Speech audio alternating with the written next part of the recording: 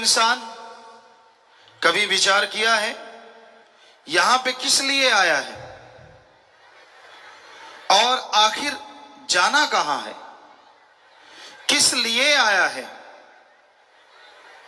आमतौर पे लोगों का एक रवैया बन चुका है, खाओ पियो ऐश उड़ाओ, ये जग मीठा अगला किसने देखा है? अगला जिन संतों ने, पीर फकीरों ने, पैगंबरों ने देखा है उनकी मानने को तैयार नहीं होता। उनके लिए कह देता है कि नहीं, वो वैसे कहते हैं, फजूल की बात करते हैं, यूं ही कहते हैं, जबकि ऐसा नहीं है। तो भाई ये सोचो, आप किस लिए आए हैं, क्या आपका काम है और क्या कर रहे हो, ये जानना अति जरूरी है।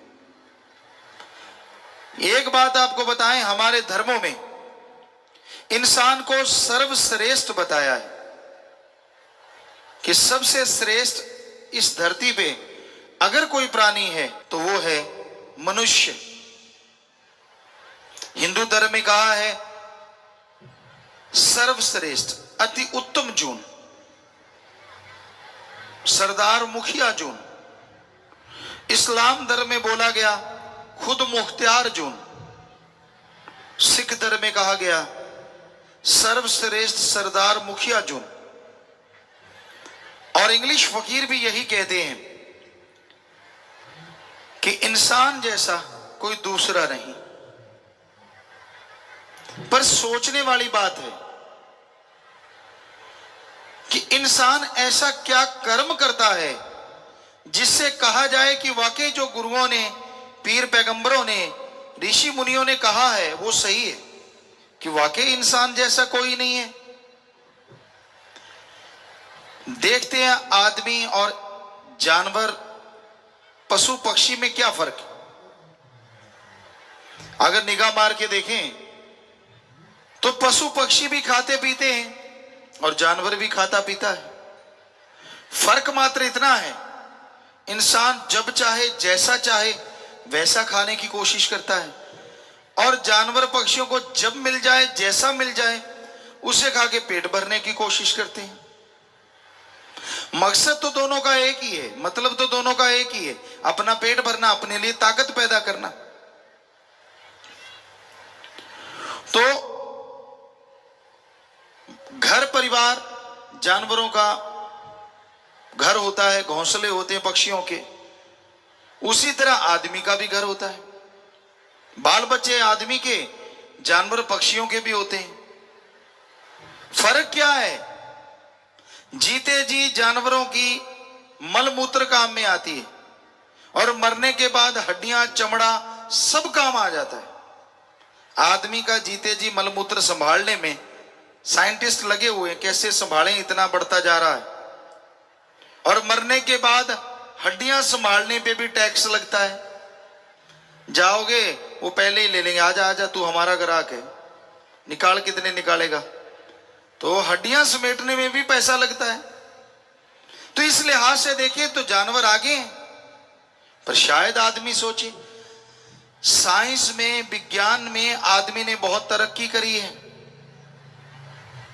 सुख सुविधा के साधन बन गए हैं। तो साइंस ने कितनी तरक्की की है, गाड़ियां हैं, कारें हैं। क्या ऐसा पशु कर सकता है? ना जी ना, पशु नहीं कर सकता। पर आपको सुख सुविधा के साधन तो विज्ञान के नजर आ गए।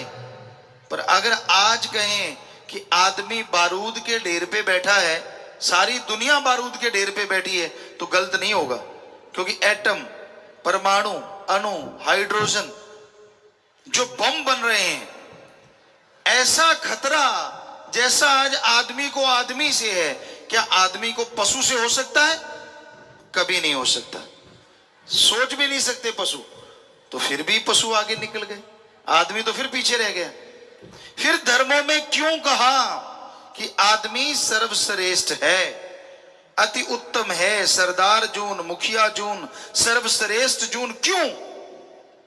एक कारण है, आदमी इस मृत्यु लोक में, इस घोर कलयुग में अगर चाहे तो भगवान को यहां वहां दोनों जहान में देख सकता है, जबकि पशु पक्षी चाहते हुए भी उसे नहीं देख सकते।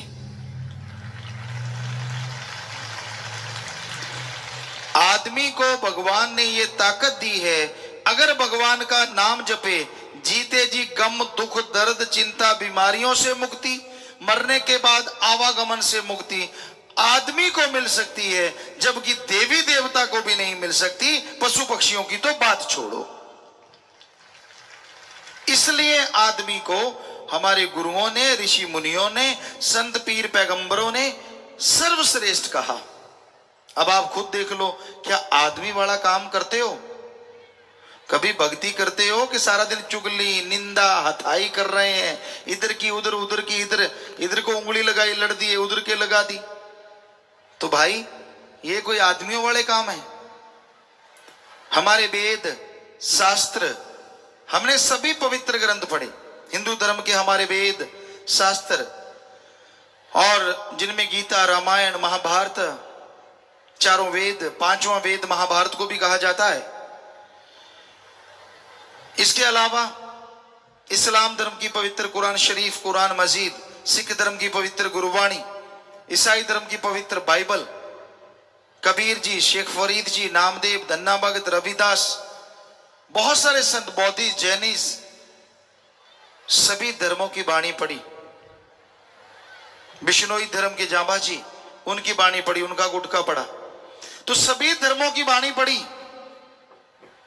सारे धर्मों में यही कहा गया है जो हम आपको आज बताएंगे। 100% यही बात आती है कि आदमी कहलाने के हकदार तो ही हो अगर आदमी वाला काम करो, वरना शैतान से भी आप आगे हो। कई लोग आदमी सोया पड़े हैं, उनको मार दिया, किसी को तड़पा दिया, चंद नोटों के लिए किसी के बेटे को उठा लिया, भाई ने भाई को मार दिया। शैतान भी शर्मा जाता है, वो भी बच्चों पे हाथ नहीं उठाता था। आज आदमी शैतान का बाप बना हुआ है। अपनी मां की संभाल नहीं, अपने बाप की संभाल नहीं। कई लोग हमारे पास आते, गुरुजी प्रसाद दो। किस लिए भाई? मेरे मां बीमार है, उसकी मुक्ति हो जाए। हमने कहा ऐसा प्रसाद तो हमारे पास नहीं जिसको दें वो मर जाए। आप मारना चाहते हो?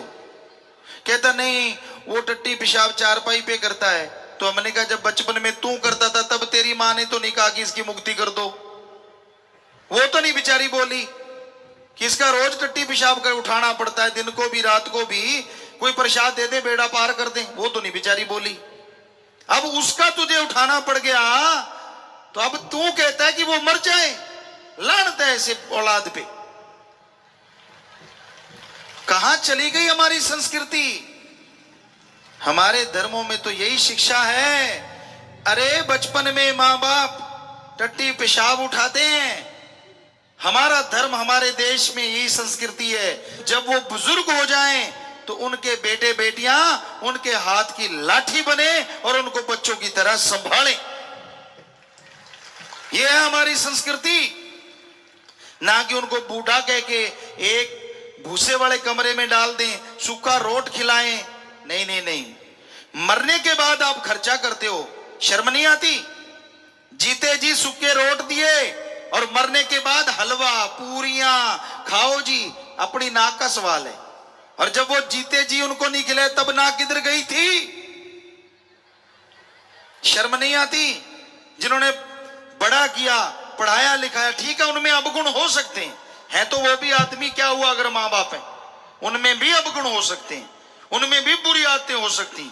आपकी नहीं बनती तो राड़ से बाढ़ अच्छी, अलग रहो, लेकिन उनको कभी बुरा ना कहो और उनकी सेवा से मुंह ना मोड़ो। जितना हो सके उनकी सेवा करते रहो। घर से सेवा शुरू करो, फिर करो समाज की सेवा। पर आज का युग ही ऐसा है। हमने देखा बुजुर्गों को बूढ़िया, डैनिया, इतने इतने गंदे नाम लेंगे भी। है तो तेरा ही खून, तेरा ही बाप है, तेरी मां है, क्या कह रहा है? शर्म नहीं आती तुझे? अपनी मां के लिए, बाप के लिए इतने निरादर के शब्द प्रयोग में लाता है। और मां बाप को भी चाहिए, बच्चों को आशीर्वाद दें। एक उम्र होती है, वेदों में लिखा हमारे, वो तो 75 साल था, लेकिन आज की उम्र माने तो 50-55 साल। उसके बाद आपको संन्यास लेना चाहिए। बच्चों के कंधे पे सारा बोझ डालो कारोबार का, कि बेटा मैं बैठा हूं, काम धंधा संभाल, मेरे अनुभव की जरूरत पड़े तो मेरे से पूछ ले, वरना भाई मेरे से जैसा अच्छा बुरा हुआ कर लिया, अब तू जान। और खुद करो भक्ति। पर बुजुर्ग टांग अड़ाते ही रहते हैं, हटते नहीं। ऐसे नहीं ऐसे करो, ऐसे नहीं ऐसे करो। अरे इतनी कमजोर टांगे हुई पड़ी है, क्यों अड़ा रहा है? राम राम जप, ये लिखा हमारे धर्मों में। पर हमने देखा है नौजवानों को कम फिक्र होता है, बुजुर्ग जो जो। एक माता आई, हमने कहा बोल माता क्या चाहिए? बातें चल रही थी, संगत बैठी थी। हमने कहा शायद कोई बीमार होगी कुछ, या भगवान का नाम मांगेगी। कहती गुरुजी एक बात सुनो, हाँ मुझे पड़पोता चाहिए। तेरी आगे बेटों ने पोतों ने रंग लगा दिया। कहती नहीं रंग तो नहीं लगाया, फिर भी दिल करे। अरे भगवान को पाने का दिल क्यों नहीं करता? आगे से आगे फंसते जा रहे हैं, फंसते जा रहे हैं। तो कहने का मतलब दोनों पीढ़ियों को समझना चाहिए। हमारी संस्कृति को बुजुर्ग आशीर्वाद देते हैं, और एक उम्र आती है उसके बाद सन्यास लेके बच्चों के कंधों पे बोझ डाल देते। तू जान भाई, तेरा काम जाने, मैं तो राम नाम जपूंगा। तो दोनों पीढ़ियों में कमी है, नौजवानों में भी बुजुर्गों में भी। दोनों को ही हम कह रहे हैं समझो अपने अपने कर्तव्य को, समझो अपने अपने फर्ज को, और उसके अनुसार चलो। ये कहता है हमारा धर्म, ये कहते हैं हमारे विधि विधान जो बनाए गए हमारे पूर्वजों के द्वारा। ये ना सोचे मैं किस काम को हूं आया, किस लिए जन्म दुर्लभ है पाया, संत रहे बता तेरा काम है क्या। तो जैसा आपको शुरू में बताया, इंसान को यह सोचने की फुर्सत ही नहीं है, समझ ही नहीं है कि मैं आया किस लिए हूं, कर क्या रहा हूं। संत बताते हैं, संत समझाते हैं कि आप किस लिए आए हैं। हमारे धर्मों में हिंदू मुस्लिम सिख ईसाई बौद्ध जैनी सभी धर्मों में बहुत सारी बातें एक जैसी हैं। 99% कहें तो सही होगा। यह कहा जाता है कि आपका सबसे पहला कर्तव्य है प्रभु का नाम जपना, भगवान की प्राप्ति करना। और दूसरा जो कर्तव्य है वो है इस धरती पे रह के कर्म जोगी बनना, यानी अच्छे कर्म करके अपने कर्तव्यों का निर्वाह करना। जो भी आपका फर्ज है, जो भी आपकी ड्यूटी है, सही तरीके से उसका निर्वाह करें। ठगी, बेईमानी, भ्रष्टाचार, लूट खसूट, किसी का हक मार के खाना, ये हमारे सारे धर्मों में मना है। झूठ बोल के लोगों को बुद्धू बनाना, बिना वजह बहसबाजी करना, नशे करना, ये सब बर्बादी का घर है।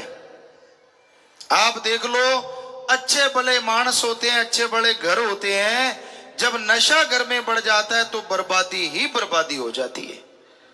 हर धर्म में लिखा है कि भाई नशा ना करो, नशे बर्बादी का घर है। हमारे देश में किसी नशे के लिए किसी भी धर्म में कोई जगह नहीं है। कई लोग कहते हैं गुरुजी नशा बंद नहीं होता, ठेके खुल जाते हैं। आप पीना बंद कर दो, देखते हैं ठेके पशुओं के लिए खुलते हैं क्या? कर दो बंद, फिर देखते कैसे खुलेंगे ठेके, जब कोई जाएगा ही नहीं लेने। तो आप पीते हो, आप नशे करते हो, तभी ये खुलते हैं भाई। पशुओं के लिए तो कोई ठेका खुलता नहीं। तो इसलिए आपको जागना होगा, समाज को जागना होगा, नशों को त्यागना होगा। नशे बर्बादी का घर हैं, कभी किसी को खुशहाल नहीं बनाते। हमारे देश में तंबाकू के नशे से जितना कुछ बनता है, अफीम की खेती से, उसमें 1 मिनट में मरने वाले 2 लोग हैं। यानी जैसे आप घड़ी देख लो, 1 मिनट हो गया, अपने देश में इन नशों से 2 लोग मर जाते हैं 1 मिनट में। इतना बर्बादी हो रही है। ये डॉक्टरों का रिसर्च हमें दिया गया, लिख के बताया। तो भाई ये बड़ी दुखद पहलू है। हमारा देश धार्मिक देश कहलाता है और इस धार्मिक देश में सबसे ज्यादा लोग जो मर रहे हैं वो अधर्म का कर्म करके, यानी नशे करके। धर्म कहता है नशा करो, धर्म नशा करने से रोकता नहीं। नशा करो और डट के करो, पर राम नाम का करो, अल्लाह की इबादत का करो, वाहिगुरु की याद का करो, भगवान की भक्ति का करो, करो जितना मर्जी। फर्क क्या है दोनों नशों में? अब दुनिया के नशे जितने करोगे, शरीर बर्बाद, तन बर्बाद, मन बर्बाद, आत्मा बर्बाद, परिवार बर्बाद, घर बर्बाद और कुल का नाश। और राम नाम का नशा करोगे, समाज में इज्जत, शरीर तंदुरुस्त, अंदर सुरूर, चेहरे पे नूर और कुलों का उद्धार हो जाएगा। जमीन आसमान क्या, कहीं भी मुकाबला नहीं। इतने जबरदस्त है राम नाम, अल्लाह मालिक की भक्ति इबादत का नशा। करो तो सही। लोग पूछते फिरेंगे क्या खाते हो, इतनी खुशी कैसे? आजकल खुशी लाने के लिए क्लब बने हैं बड़े बड़े महानगरों में, और वहां पैसा लेते हैं और हा हा ही हु। अब आपके सामने कोई हा हा करेगा तो आपको भी हा तो हो गई, पर ऊपर से हा होने से अंदर के गम नहीं मिटा करते। और जब अंदर खुशी होती है, चेहरे पे जबरदस्ती खुशी आ जाती है, रुकती ही नहीं। चेहरा नूर से मालो माल हो जाता है और नूरो नूर हो जाता है। तो धर्मों ने तो हमें अंदर की खुशी लाने के लिए तरीके बताए हैं। सुमन करो, मेहनत करो, कर्म करो, बाकी भगवान पे छोड़ो, वो जाने उसका काम जाने। कर्म जोगी और ज्ञान जोगी बन जाओ। अच्छे कर्म करो, इसका ज्ञान हो। और सिर्फ ज्ञान लेके घूम रहे हो, कोई फायदा नहीं अगर कर्म नहीं करते। बहुत लोग होते हैं पढ़ते रहते पढ़ते रहते पढ़ते रहते। हमारे धर्मों में लिखा है, पढ़ पढ़ के चाहे ट्रक भर लो, बड़े बड़े हाल कमरे भर लो किताबों से, पढ़ते गए और अमल के नाम पे जीरो। छोटा सा उदाहरण आपको दें, घर में घी है, दूध है, छाछ है, बादाम है, मक्खन है, सब ताकत की चीजें हैं। पर खाओ ना, सुबह शाम धोख मारते रहो तो ताकत आ जाएगी क्या? नहीं आएगी, नहीं आएगी ताकत। तो उसी तरह जब तक राम नाम जपोगे नहीं, चेहरे पे नूर कैसे आएगा और अंदर सुरूर कैसे आएगा? जाप करना पड़ेगा भाई। राम नाम ले लिया, अलमीरा में ताला लगा के रख दिया। कभी कभी खोलते हैं जब दर्द होता है, बच्चे तब खोलते हैं जब पेपर आते हैं। भगवान जी अब तो रात को दिखा दे, सुबह जाके कर आऊंगा। पूरा पेपर ही दिखा दे रात को, कहता फिर तेरे गुण गाऊंगा। और जैसे पेपर निकल गए फिर वही बात, कौन सा भगवान और कैसा भगवान। ऐसे कोई बीमार हो जाए, किसी का बच्चा बीमार हो जाए, तब कहता भगवान तेरी काली पीली नीली गऊ। और जैसे बच्चा ठीक हो गया, फिर से खागड़ बन के जोर जोर से बाजे निकालता रहता है। तो भाई ये सही नहीं है। भगवान को लगातार याद करो, सुबह शाम। जैसे जरूरी है ना रोटी खाना, भोजन करना, वैसे समझो भगवान का नाम लेना भी जरूरी है। भोजन करने से ताकत आए ना आए, हम आपको लिख के गारंटी देते हैं, राम नाम सुबह शाम जपने से आपको ही नहीं, आपके कुलों को भी ताकत आएगी, आपके परिवार तर जाएंगे। ऐसा है राम नाम। फिर भी आप ना जाप करना चाहो तो भाई हम क्या करें? ऐसी तो कोई चीज नहीं, जैसे भैंस को खिलाते हैं, एक पाइप सी होती है लकड़ी की, अगर वो दवाई ना ले तो भर के उसके मुंह में ठूंस देते हैं कि पीना ही पड़ेगा। अब ऐसा तो आपके साथ हम कर नहीं सकते कि राम नाम डाल के मुंह में डाल देंगे, ले पीना ही पड़ेगा। आप तो आदमी है, मानस है, पशु तो है नहीं। इसलिए आप मर्जी के मालिक हैं और अपनी मर्जी से ही जाप करो, फिर देखो नजारा। सच्चे दिल से, सच्ची भावना से अगर जाप करोगे तो फल मिलेगा। कहते शिकारी वो होता है जिसको लगे लगे ना करना पड़े, अपने आप ही पकड़ ले शिकारी। और उसी तरह भगवान की खुशियां, अल्लाह राम परमात्मा की खुशियां वो हासिल करता है जिसको कहना ना पड़े कि भाई तू भगवान की भक्ति कर, उसके अंदर तड़प पैदा हो जाए, लगन लग जाए, और वो सच्ची रुचि से और पूरी खुशी से भगवान का नाम ले, कुछ मांगे ना, बिन मांगे मोती मिले और मांगे मिले ना भीख। पता नहीं क्या बख्श दे भगवान। सच्चे दिल से अगर उसकी भक्ति करो, सच्ची भावना से अगर भक्ति करो। लोग कहते हैं भावना, श्रद्धा किसे कहते हैं? आज की श्रद्धा है पैसा। मंदिर, मस्जिद, गिरजाघर, गुरुद्वारा, कहीं भी जाइए, हमने देखा सभी धर्मों को मानते हैं, सभी जगह जाते हैं। क्या कहा जाता था जब हम गुरुगद्दी पे नहीं आए? तेरी जो श्रद्धा है चढ़ा दे। श्रद्धा थोड़ी चढ़ाई जाती है। कहते नहीं नहीं, पैसा। मतलब श्रद्धा का, भावना का दूसरा नाम पैसा है। अब लाख रुपए की ठगी मारी, 1000 रुपए भगवान को चढ़ा दिए, ये कौन सी श्रद्धा है भाई? ये तो उल्टा भगवान को हिस्सेदार बना लिया कि भगवान मैंने लाख की ठगी मारी है, उसमें से 1000 तेरे हिस्से का तू ले ले, मेरा 99,000 एक नंबर का बना दे, तू भी खुश और मैं भी खुश। ये तो उल्टा भगवान को हिस्सेदार बना लिया ठगी में। इतना कम हिस्सा आदमी आदमी से नहीं लेता, वो भी कई परसेंटेज ढूंढता है, 10, 20, 30। ऐसे थोड़ी ना कि इतने से काम चल जाएगा। पर हकीकत ये है, वो 1000 भी भगवान नहीं लेगा, आपने चढ़ाया और आपके जैसे कि उठा के खा जाएगा। आप खुश कि मैंने मालिक को दे दिया, और वो खुश मैंने मालिक से ले लिया। बीच में ही रगड़ा रगड़ी, मालिक तक एक पैसा नहीं गया। तो ये भावना नहीं है, ये श्रद्धा नहीं है। सच्ची भावना कौन सी होती है? मालिक ना करे, जैसे आपका कोई बेटा बीमार हो जाए और आप उससे बहुत प्यार करते हैं, बहुत श्रद्धा है उसके लिए, बहुत भावना है, आपकी आंखों से अपने आप आंसू चल पड़ते हैं, आपका दिलो दिमाग तड़प जाता है, आप व्याकुल हो जाते हैं, रोते हैं, तड़पते हैं। ये है श्रद्धा, ये है भावना बाप और बेटे की। यानी आप अपने औलाद के लिए इतनी श्रद्धा रखते हैं, इतनी भावना रखते हैं। रुपए में 100 पैसा आप अपने बेटे के लिए श्रद्धा रखते हैं।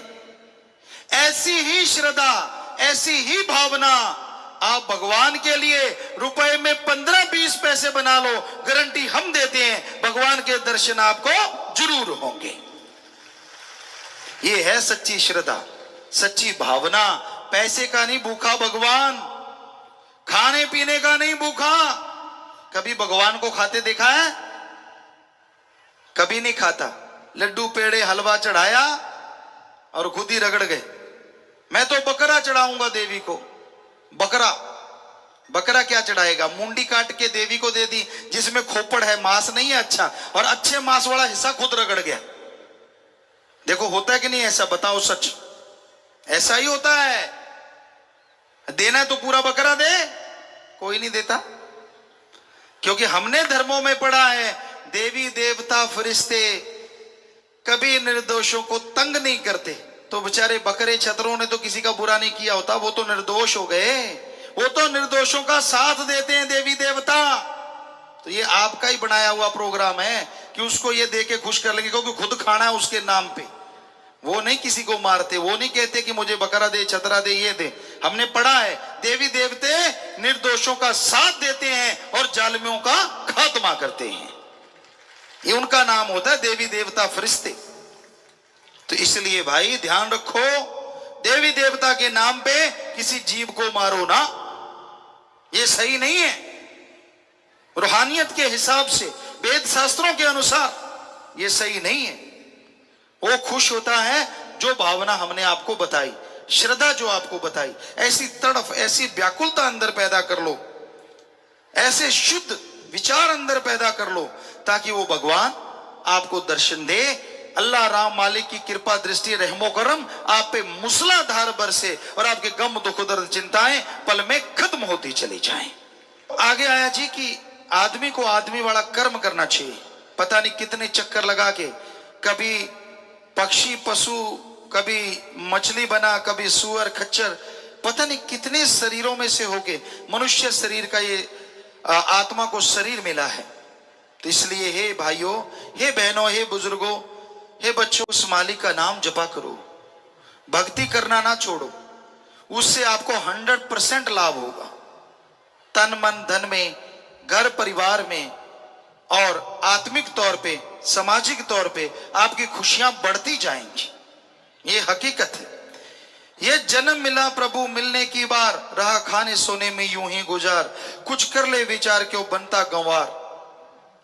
दिन रात खाने पीने में मस्त ना हो जाएं, बल्कि समय निकाल के मालिक का नाम जपा करें। सुबह रफा हाजत जाते हो, फ्रेश होने के बाद मालिक की याद में आधा घंटा दे दो, क्या जाएगा आपका?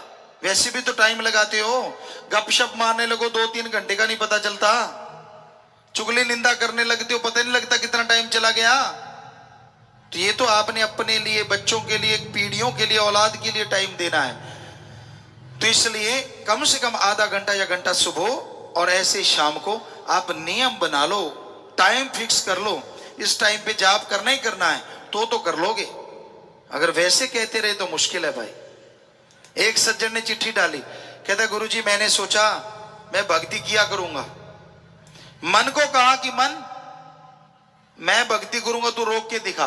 मन कहता कर ले भक्ति, मुझे क्या। कहने लगा रात को रोटी कम खाऊंगा, आधी रोटी कम खाऊंगा, ताकि सुबह जल्दी जाग जाऊं। और रात को रोटी खाने लगा, कहता सब्जी इतनी स्वाद लगी, पहले कभी लगी नहीं थी। आधी कम खानी थी, एक ज्यादा ठोक गया। सुबह उठा ही नहीं गया, उठे कहां से, आड़ से आ गया। अगले दिन कहता नहीं आज लड़ेंगे अपन, चलो रोटी जैसे तैसे कंट्रोल किया, थोड़ी खाई। सुबह जाग भी आ गई, 4 बजने में 5 मिनट रह रहे थे। मन कहता वो पागल 5 मिनट तो और सो ले, 4 बजे जाप करना है ना, अभी 5 मिनट पड़े। कहता ऐसा सोया 7 बजे उठा। सो ये अगर टाइम फिक्स करके भक्ति नहीं करोगे तो मन तो ऐसे ही रगड़ता है। हिंदू सिख धर्म में मन कहते हैं जो दिमाग को नेगेटिव विचार देता है, बुरे ख्याल।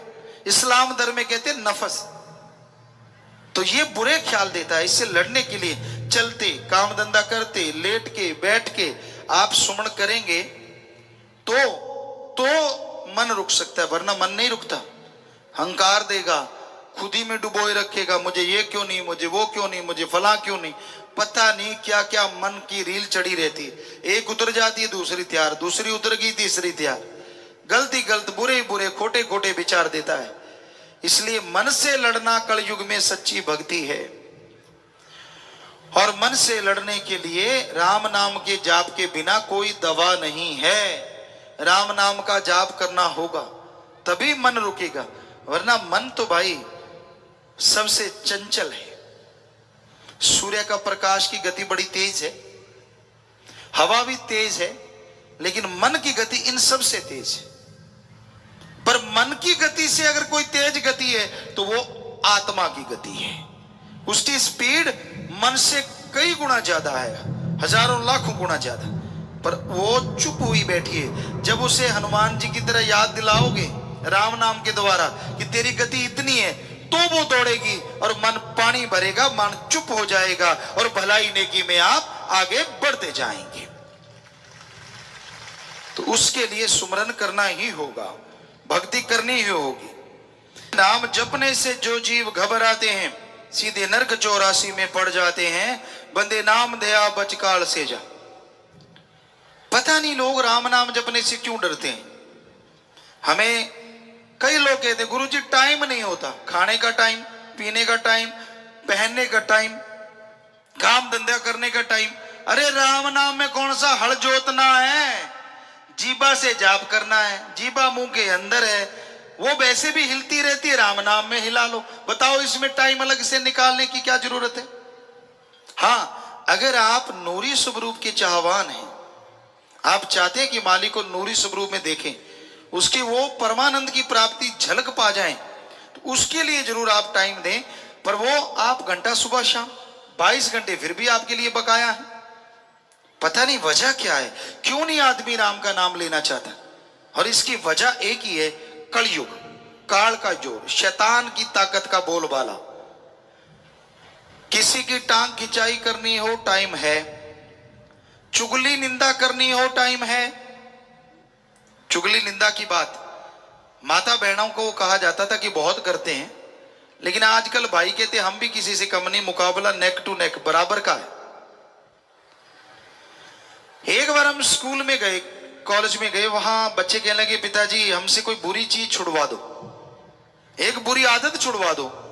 हमने कहा पक्का छोड़ोगे? कहते हाँ। हमने कहा बेटा ठीक है, चुगली निंदा छोड़ दो।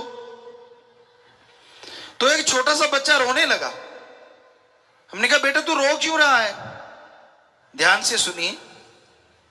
कहने लगा पिताजी गुरुजी अगर हम चुगली निंदा छोड़ देंगे तो करेंगे क्या?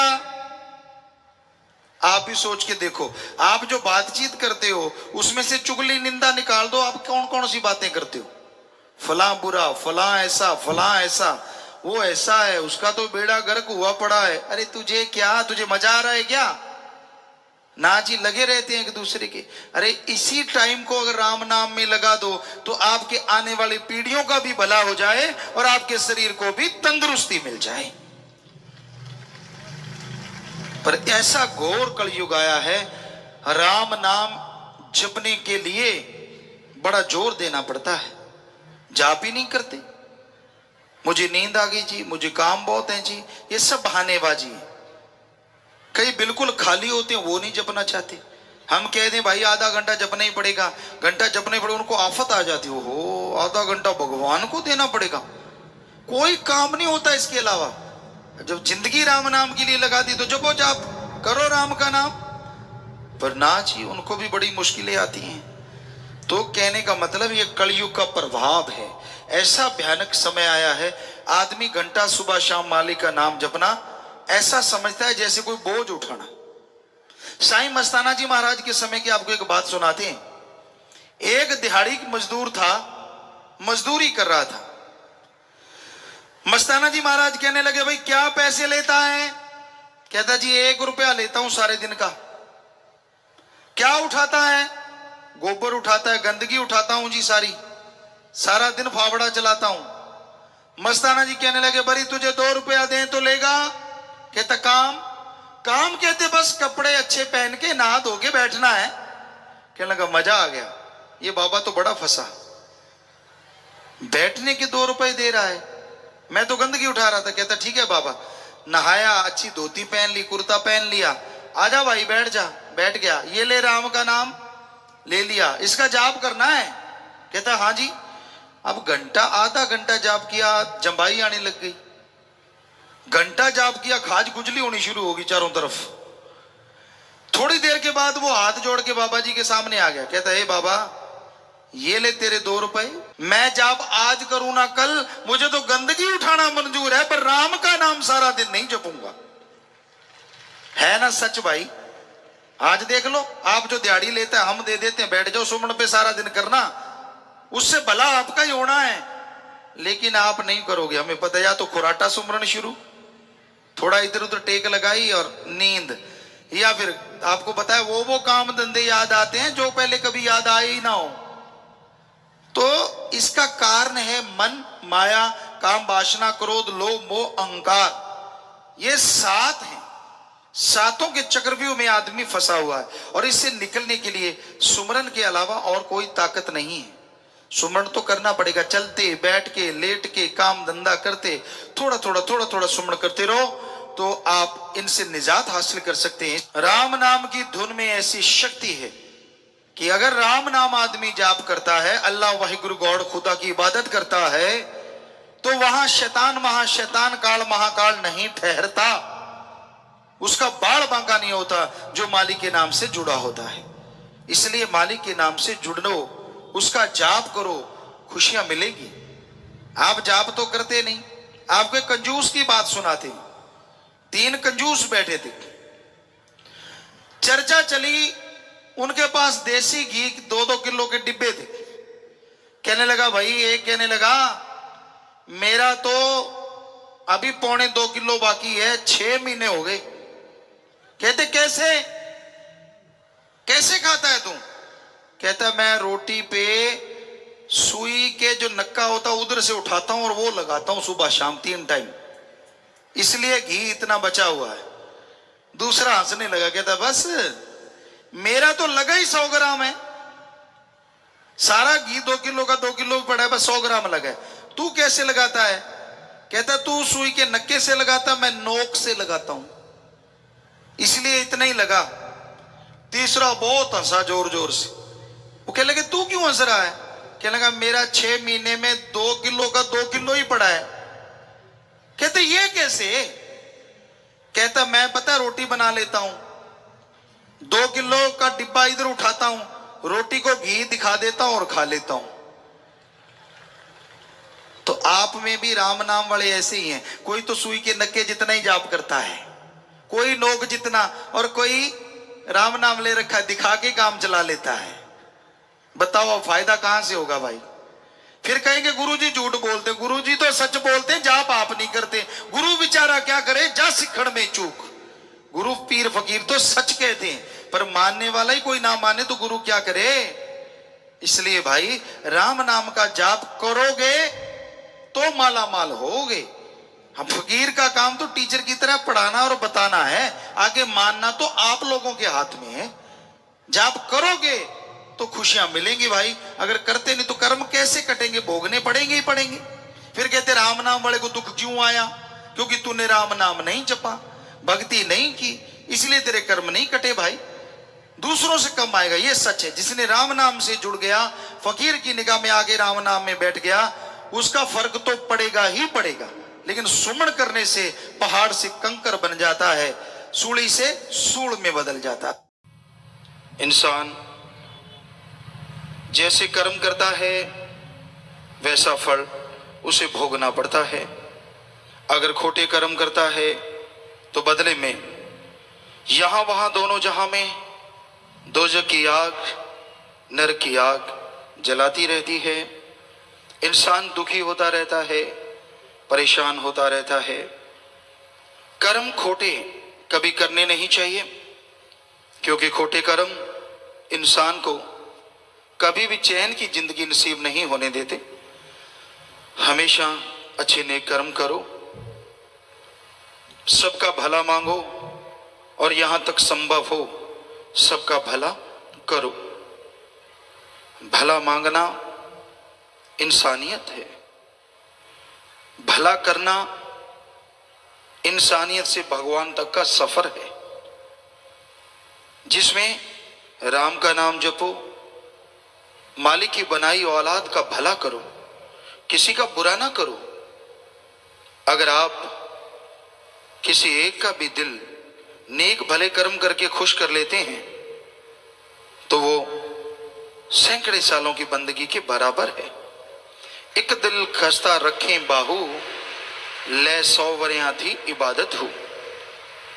एक दिल खुश कर ले, बुरे कर्मों से नहीं, भलाई से, नेकी से, अच्छे कर्मों से, तो 100 साल की बंदगी के बराबर भक्ति मालिक उसी क्षण दे देता है। एक बार एक मुसलमान फकीर हज के लिए चले। उनको लगा कि मैं सबसे पहला हाजी बनूंगा। उस हिसाब से वो अपने घर से निकले। दिन का सफर, रात का सफर, अगला दिन और रात। लगा कि मैं 12-1 बजे तक पहुंच जाऊंगा तो पहला हाजी मैं होऊंगा। जब वो रात के समय जा रहे थे, वो स्थान पास ही था कि अचानक उस फकीर के कानों में किसी के कर्राहने की आवाज आई,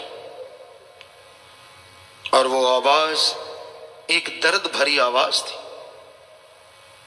फकीर ने निगाह मारी, कुछ नजर ना आया। कर्राहने की आवाज जिधर से आ रही थी उसका पीछा करते हुए फकीर वहां पहुंचा। क्या देखता है?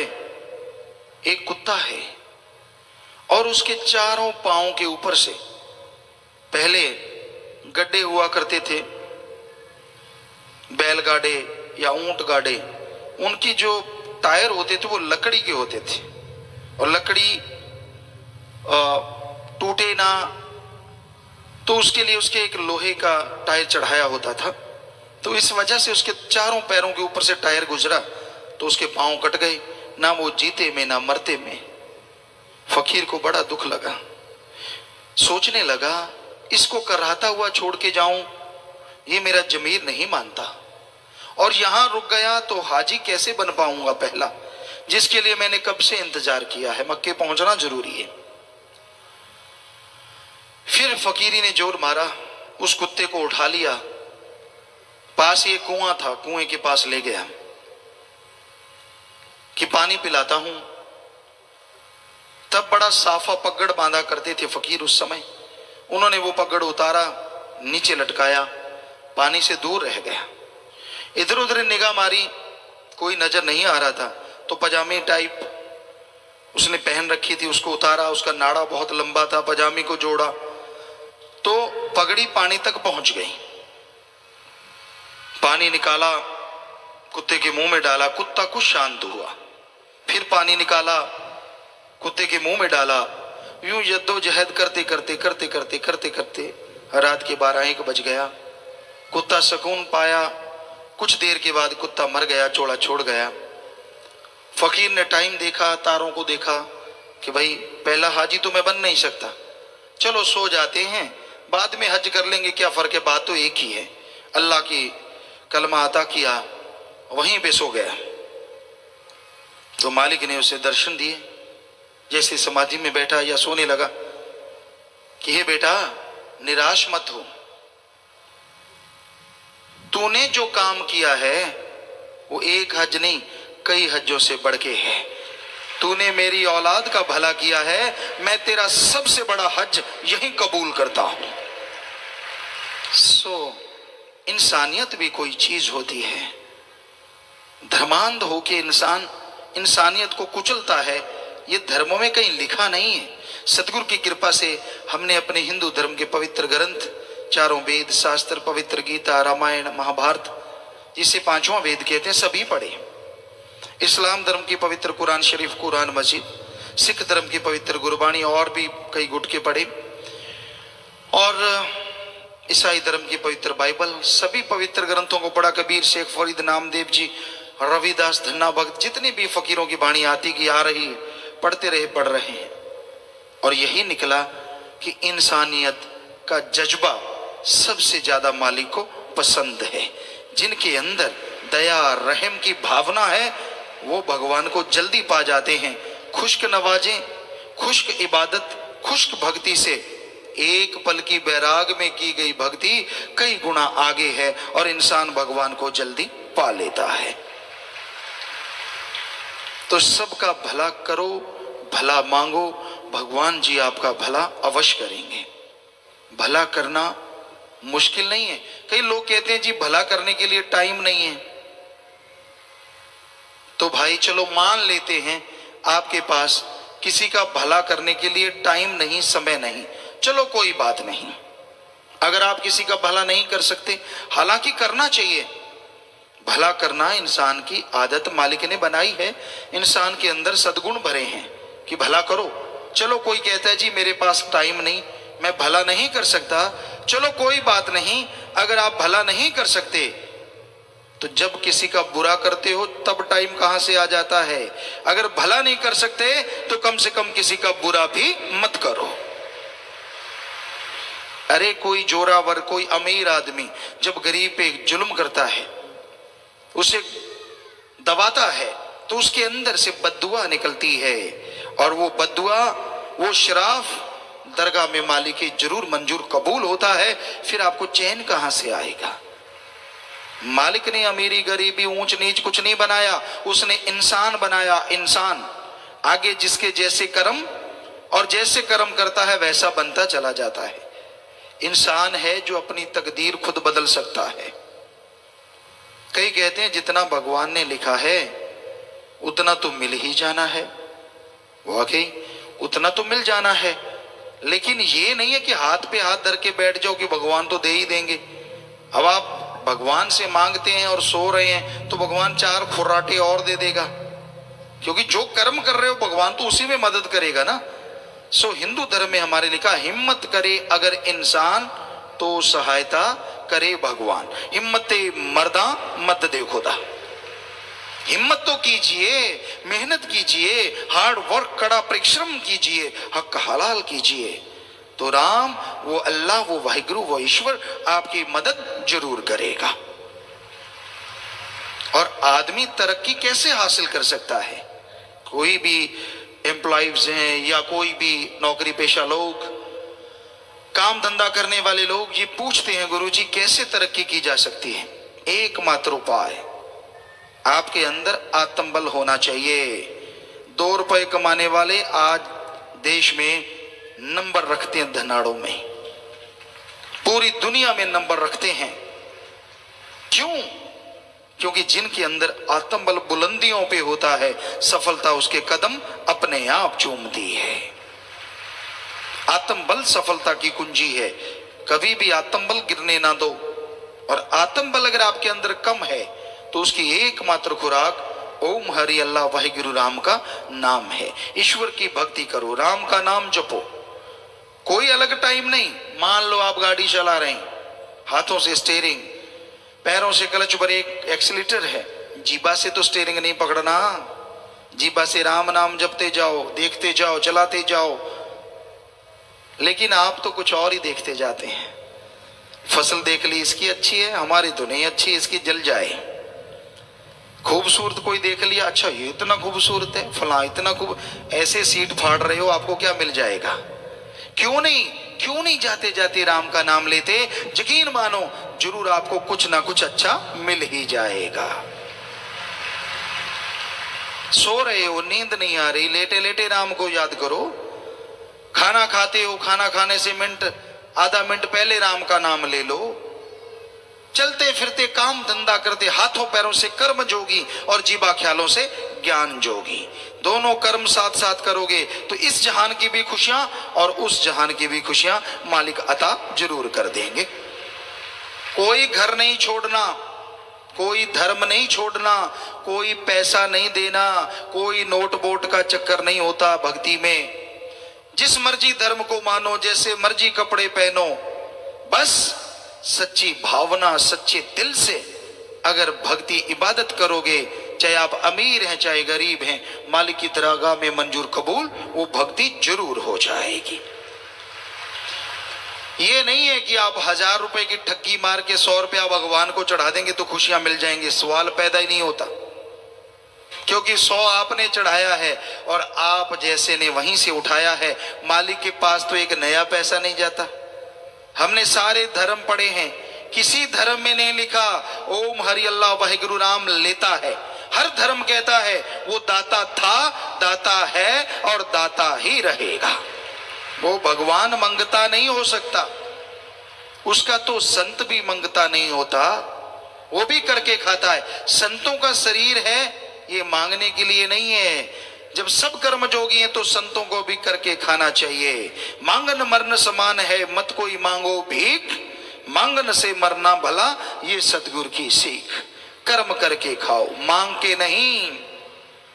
श्री राम जी, श्री कृष्ण जी अवतार हुए हिंदू धर्म में, वशिष्ठ जी ऋषि हुए, सिख धर्म के गुरु सहवान हुए, इस्लाम धर्म के पैगंबर मोहम्मद साहब हुए और ईसाई धर्म में ईसा मसीह हुए। हमने सभी का जीवन पढ़ा, सभी ने करके खाया, मांग के नहीं खाया। जब इतने बड़े बड़े महापुरुष करके खा सकते हैं तो आम फकीर को या आम आदमी को तो करके खाना चाहिए। हम भी करके खाते हैं, खेती बाड़ी कर लेते हैं, इंजीनियरिंग का हर कार्य, अच्छा नेक कर्म हर सतगुरु हमसे करवा लेता है। उससे ही गाते लिखते बोलते अपना ये कपड़ा पहनते हैं, खाना खाते हैं, जद्दी जायदाद भगवान ने दे रखी है। सो उसमें जो कमाई हुई, 7 साल के थे जब से हम कमाई करने लगे, कोई भी वहां आके देखे चारों तरफ बंजर है और उस जगह पे यहाँ हमने मेहनत की थी, सतगुरु ने ऐसा रंग लगाया, बाग बहारे हैं, तरह तरह के बाग लगे हुए। लोग कहते हैं गुरुजी आपके बाग क्यों लगे हैं, चारों तरफ तो टीले हैं, बंजर है। हमने कहा भाई कोई मेहनत ना करे तो हम क्या करें, हमने तो मेहनत की है, सारी सारी रात ट्रैक्टर चलाया करते थे और फिर 2 घंटे सो के फिर पढ़ने जाया करते थे, सतगुरु के गुण गाया करते थे। उसने रहमत कर दी, 15 एकड़ पानी लगा करता था, आज 125 एकड़ में पानी हमने लगने लगा दिया था जब 15 साल के पहुंचे। 6-7 साल से लेके 7-8 साल में सारी जमीन में पानी लगता कर दिया। हम अपनी बढ़ाई नहीं कर रहे, हम तो कहते हैं हर किसी को कर्म करके खाना चाहिए, किसी के मुंह की तरफ ना देखो। मालिक ने आपको हिम्मत दी है, कर्म जोगी बनो, उठो, आलस्य में मत पड़ो, राम का नाम जरूर जपो, बुरे कर्म छोड़ दो, मालिक की दया में रहमत के काबिल बनते जाओगे और काम धंधे में सफलता आपके कदम चूमती जाएगी। कभी भी नेगेटिव ना सोचो। जो तरक्की कर रहे हैं वो आसमान से नहीं टपके, वो भी मां के गर्भ से आए हैं और आप भी मां के गर्भ से आए हैं। तो फिर फर्क क्या है? फर्क है कर्मों का। कर्म जोगी आप भी बन सकते हैं, वो बन गए तो आप टेंशन क्यों लेते हैं? आप भी बन जाइए। संतोष धन आदमी के अंदर होना चाहिए। संतुष्टि, संतोष, संतोख किसे कहते हैं? आपके पास जो कुछ है उसका फायदा लो, परिवार में, घर में लगाओ, लोगों की सेवा करो और कमाने के लिए मेहनत करो, टेंशन ना करो। इसी का नाम संतुष्टि है, इसी का नाम संतोष धन है। संतुष्टि तो होनी चाहिए। अगर संतुष्टि नहीं है, संतोष धन नहीं है, तो सारी त्रिलोकी का राजा भी कंगाल है, और अगर संतुष्टि है तो छोटी सी झोपड़ी में रहने वाला भी माला माल है।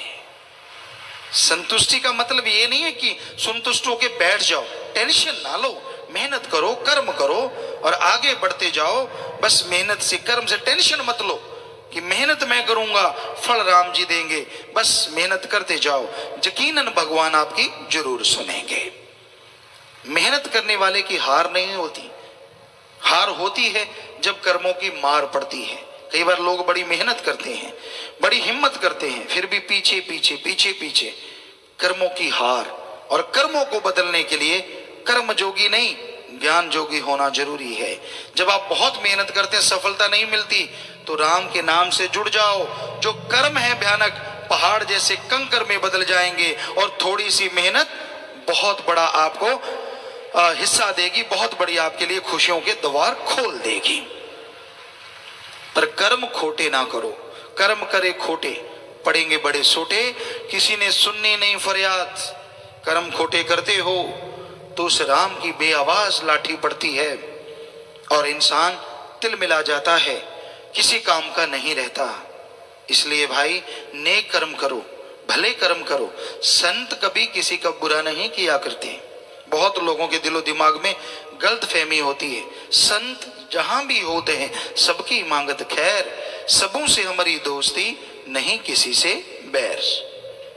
संतों का तो सबसे प्यार होता है। जो राम से प्यार करेगा उसकी औलाद से नफरत कैसे कर सकता है? संतों को कोई गाली दे, बुरा कहे, कुछ भी बोले, फिर भी उसके लिए दुआ करेंगे। पर कई लोग पढ़ के कट जाते हैं, उनको लगता नहीं संत ऐसा करते हैं वैसा करते हैं। ये सब उस आदमी के मन की बनाई बातें होती हैं। वो मन की खाता है, मन के पीछे चलता है, मन की वजह से गुमराह हो जाता है तो ऐसा करता है। संत मनमता पसंद नहीं करते, वो रोकते कि मनमते मत चलो। और जो मन के कहने चलना होता है, ऐशो आराम के भूखे होते हैं, वो संतों की बात फिर कई बार नहीं सुनते और दोष संतों को लगाते रहते हैं। तो भाई मालिक जानी जान है, दोनों जहान का वो दाता रह पर सबको देख रहा है। अगर कर्म खोटे करोगे भाई तो कलयुग में सोटे भी लाजमी पड़ते हैं। इसलिए कर्म अच्छे करो, सबका भला मांगो, राम का नाम जपो, मेहनत करो, तो मालिक अंदर बाहर खुशियों से आपको माला माल जरूर कर दें।